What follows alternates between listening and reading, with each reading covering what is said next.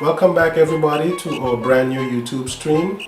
This is the Kidmixphoto YouTube stream and this is our second episode, and I just basically want to take this time out to thank everybody for joining us here on our YouTube stream. And if you've not yet watched the first episode, go ahead and do that. Subscribe, give us the thumbs up, and just keep interacting with us. If you have problems, stuff you want to know, products you want me to feature on this channel, just let me know. Hit me up below, and yeah, we're gonna keep episodes coming. So always come back and let us know what you're about.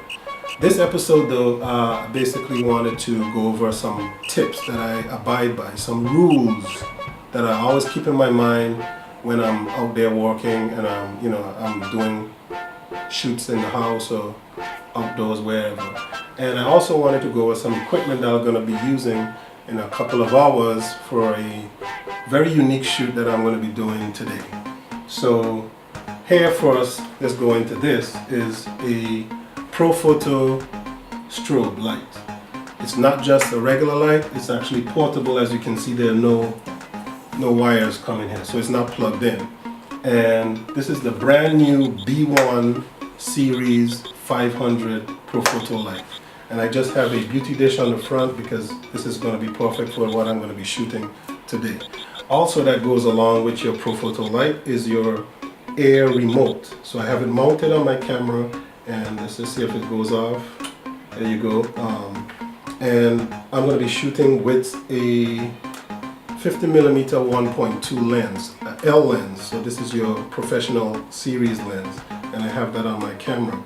Also, to be comfortable when I'm shooting, I use a sling strap. That's just what I call it. I think this is called a sling strap. And I can sling it like this on one shoulder, or I can sling it on two shoulders sideways. And it's comfortable when I'm shooting, and I can have another camera in my hand, and I can shoot with two cameras, and this one is comfortable here. So those are equipment that I use, just to not only be comfortable, but to look professional when I'm shooting. I always try to use top-notch equipment. If I can make the shoot more comfortable for me and make it more better quality for the client, I go ahead and I rent equipment and do what I have to do, and I get familiar with new equipment also.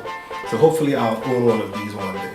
But anyway, let's go into the tips that I was talking about. I'm just going to go over 5 tips that I think of every time that I'm shooting as a photographer. So the first tip, when I just started and I needed help with buying my first camera, my fellow photographers that I was talking to always told me, and always tell me to keep practicing. So our first tip, that's it. Practice, practice, practice. You can never get enough practice. I mean, there are new equipment coming out every time, and you got to be familiar with that. You got to be sharp. Practice. That's the only way you're gonna, evolve as a photographer. So, practice taking pictures of anything. There's never gonna be a day that I probably don't walk with my camera, so I'm always practicing. The second tip that goes along with your practicing is knowing your equipment. This is the first time I'm using this profoto light, so I set it up in my house and I'm getting familiar with this strobe. So know your equipment. You don't want to be on a shoot and you look like a fool while you're operating. You're fidgeting and all that kind of stuff. It doesn't look good. It's not a good look. And for your camera, I mean, when you buy a new camera, you can YouTube the model of your camera and get reviews and see hands-on people, other photographers using that model camera that you have, so you can learn the ins and outs of your camera. Right now I'm shooting at manual. You can start out shooting at aperture priority, shutter priority, and then work your way up to manual, but it all evolves through practice. Third tip I would definitely say is be passionate about your work. Be diligent with your work.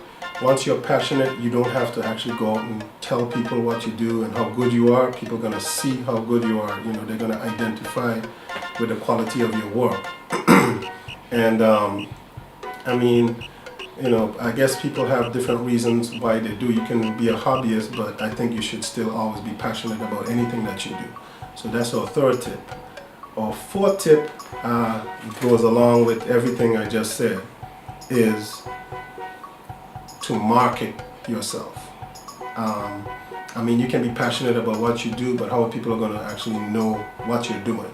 So get on Twitter, get on Facebook, get on Instagram, get on Flickr, do a blog, have a website, market yourself. You can never, reach the amount of people that you can reach right now through social media. Everything would be, hearsay. Right now you have this wide range of technology. You can go out there and let people know what you're doing, show them your work, and they can identify that you're a good photographer.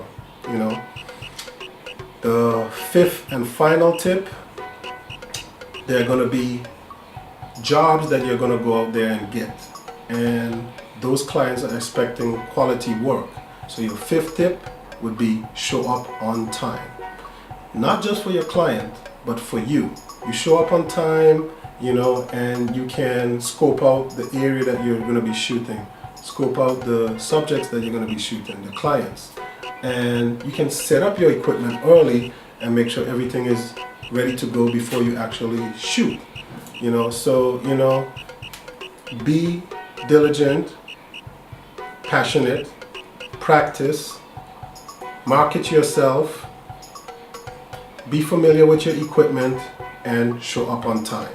That's the 5 tips today on this episode. I just want to thank everybody again for supporting my new YouTube stream, and I just want you to just give me some ideas so I can, have some ideas for my future episodes. And all I can say is stay focused, stay shooting, and I just want to take this time out to thank DC Camera for helping us out with today's shoot and today's episode.